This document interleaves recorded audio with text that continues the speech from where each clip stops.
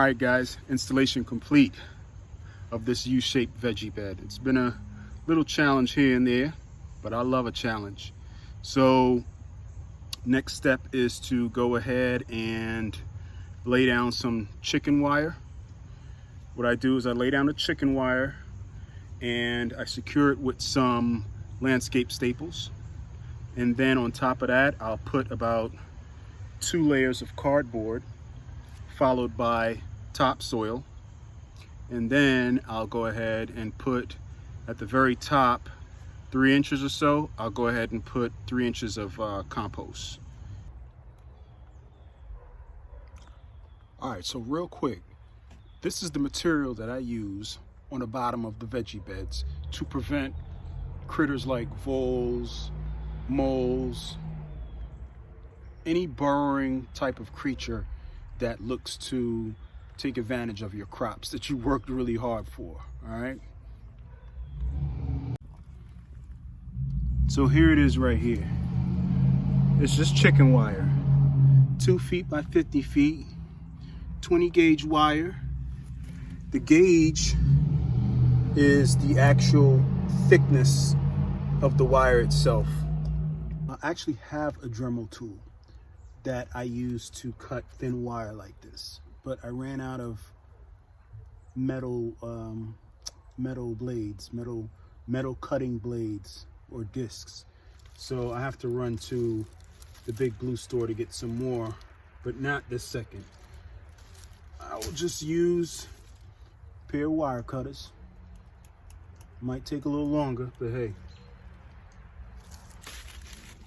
Now up in the corner over here, I ain't gotta worry about too much because the guys use some mortar to retain the bricks. So I ain't worried too much about that.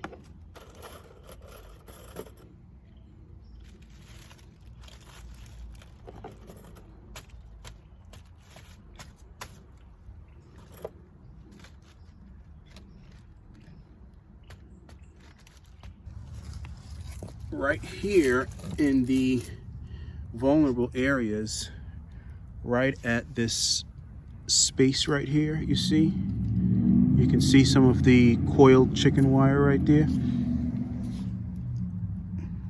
That really works in my favor. You should bring the chicken wire all the way up to the base, which I'm standing on. Bring it all the way up to it. So even if something was to dig from underground, you don't want to have that gap. Check out these 2 Nellie Stevens hollies. One has berries,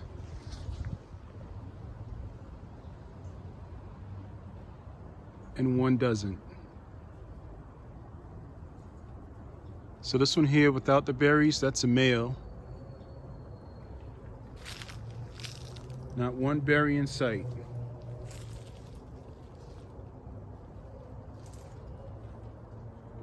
And then this one over here, let's get a little closer.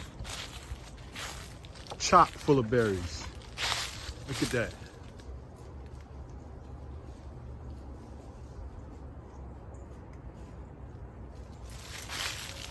Isn't that beautiful?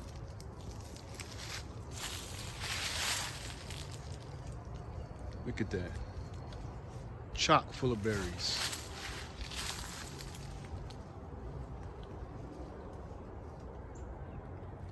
As we all know, the higher your raised bed, the more volume you create and the more area and space you'll have to fill with whatever type of material you plan on putting in there.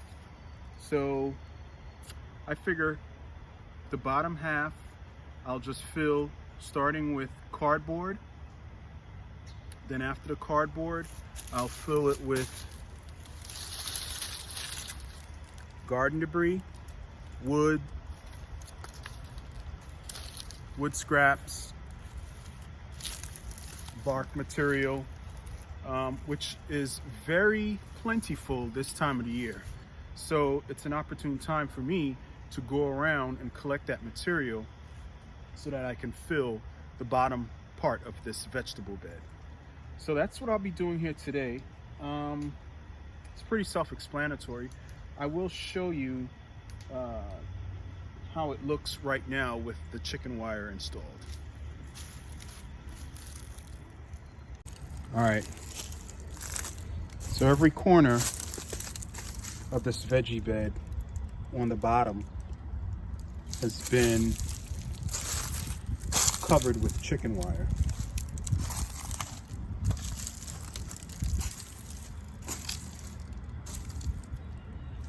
Every corner.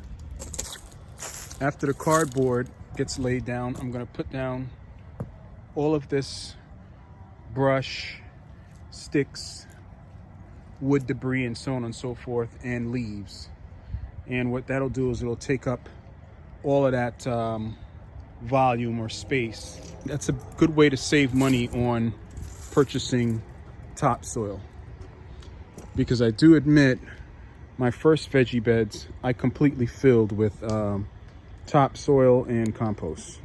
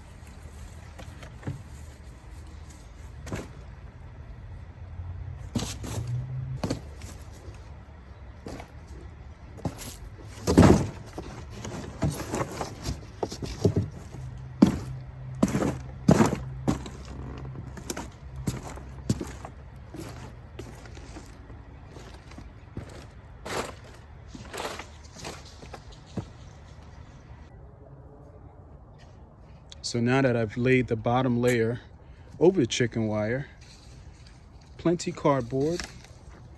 That's probably what, 6-7 inches of cardboard. Of course, with all the weather and the snow and the dirt and so forth, it's gonna get compacted and it will start to deteriorate once I have organic matter on top of it.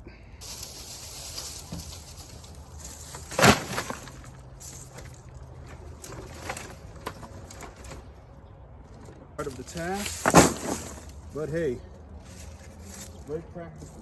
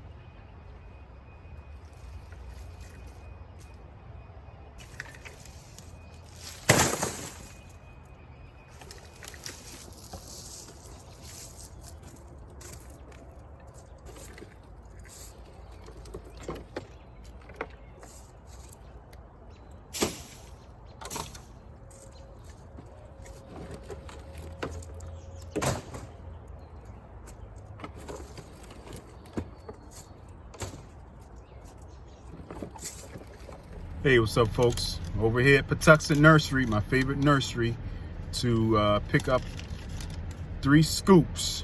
I hope I can get 3 scoops back there. If not, I'll just have to make a second trip. So, trying to really accelerate this project because it's starting to get cold and I haven't even put up the greenhouse yet. So here's the loading area. That black and brown mountain over there is your mulch. And then they got another mountain of mulch over there.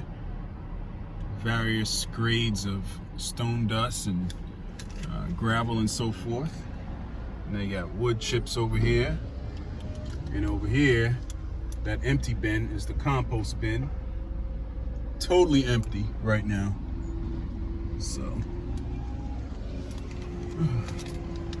So just talk to the load guy. That's him in the tractor back there.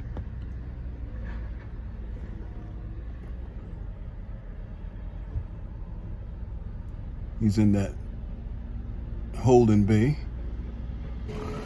Check that out, guys.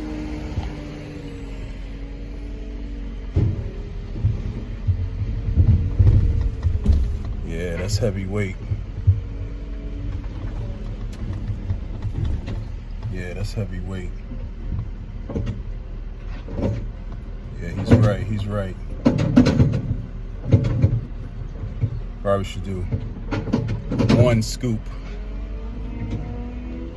Probably should do one scoop. Yeah, you're right. You're right. That is kind of heavy.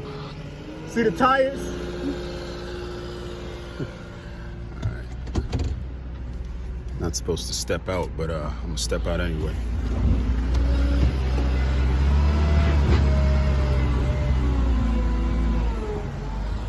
So we'll see. I might be able to make it. I don't know.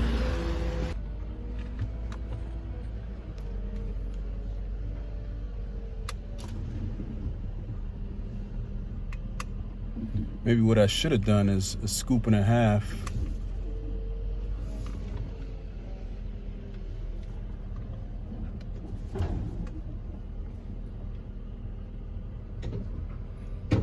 Yeah, because you don't want your tires to blow out on you.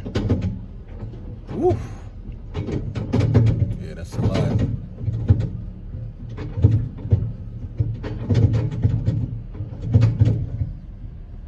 Woo! Oh yeah. All right, I'll be back. I got a lot of noise around me. I got traffic noise and so on and so forth. So I'll speak up a little bit here. So this step I take as a precaution because pressure treated wood, even though nowadays pressure treated wood is relatively safe to use around produce and for agricultural use, I'll just say, I still take a little precaution, and I'm gonna go ahead and line the interior of the beds just halfway up with this 3.5 millimeter thick plastic sheeting right here.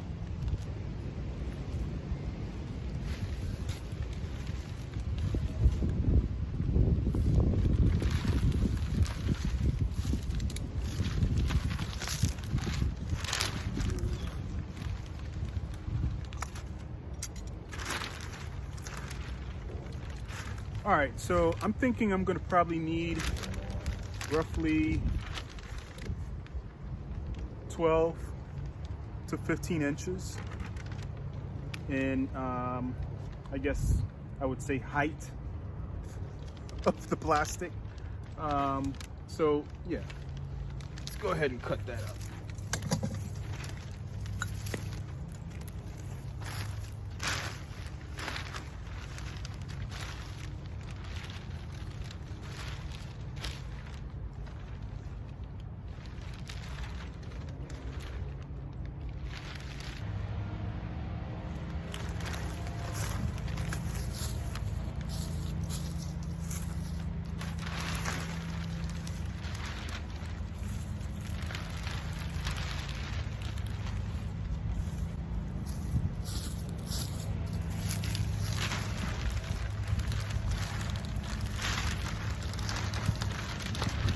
Wind is not making things any easier.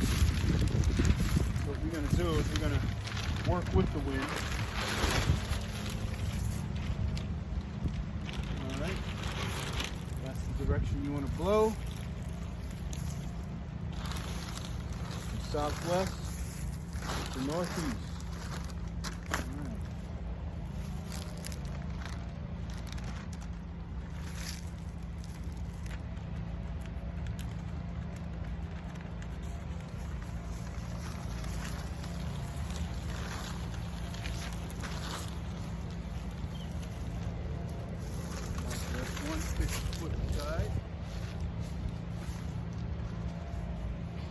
for a quick. All right, guys, so all of the interior sides have that plastic. All the interior sides have that plastic. See that? And again, it's just as a precaution.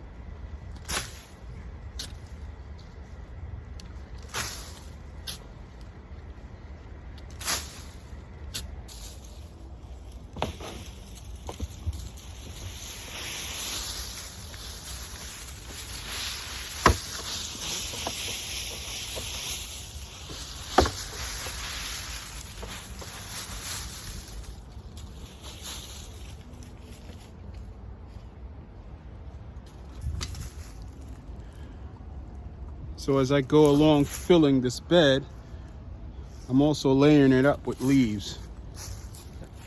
All right, more leaves, and more leaves. It can't hurt. So a nice layering effect.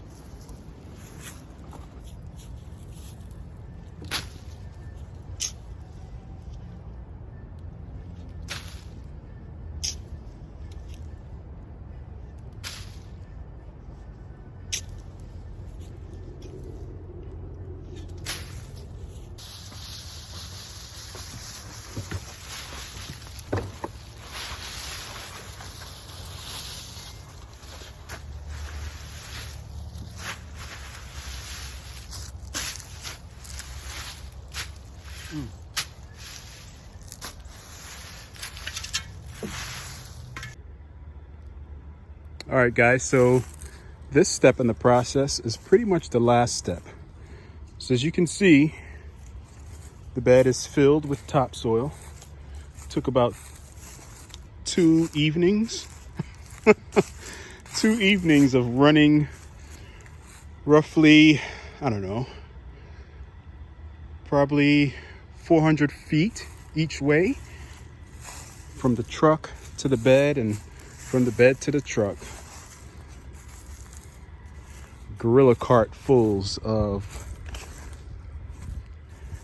heavy, wet topsoil. Fun times. This last step right here is where I put down roughly 2 to 3 inches of compost, probably more than that. And then I'll follow that with some leaves. I'll cover all of this up with chopped up leaves. So I may not be able to have my greenhouse up. This is worst comes to worst. I may not be able to have this greenhouse up by, the beginning of winter or midwinter. So it may be pushed to spring of 2021, which is fine. Sometimes you have to make adjustments with your schedule. You got to be realistic with yourself.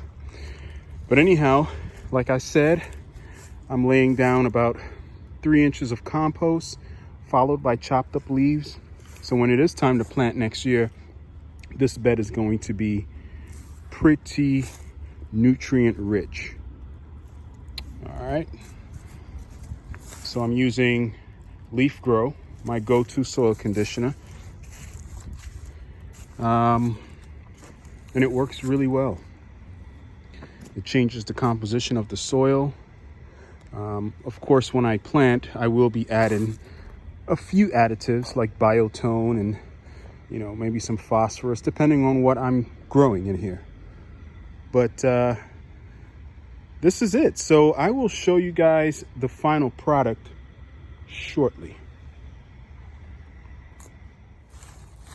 All right. Fully topped off with the compost Leaf Grow mixture. There we go. We're rocking and rolling. Now just to clean up the area and top dress with some chopped up leaves.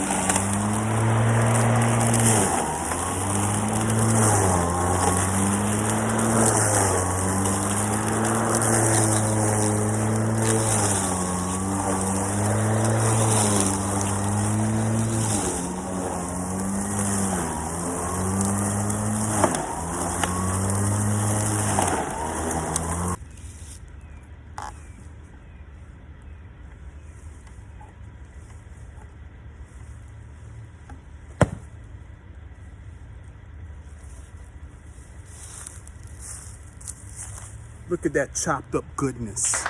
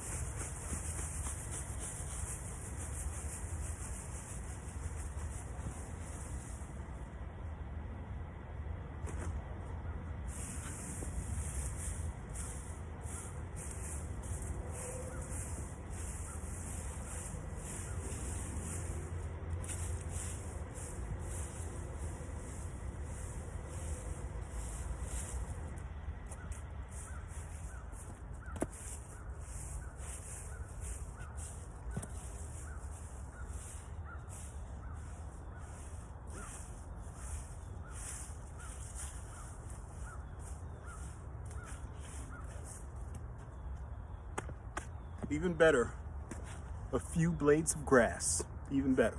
All right. So this job is done. Thanks for watching, guys. AJ's Green Thumb. Everybody be safe. Please like, subscribe, comment, and so on and so forth if you like the content. And I'll see you in the next video. Thanks for watching.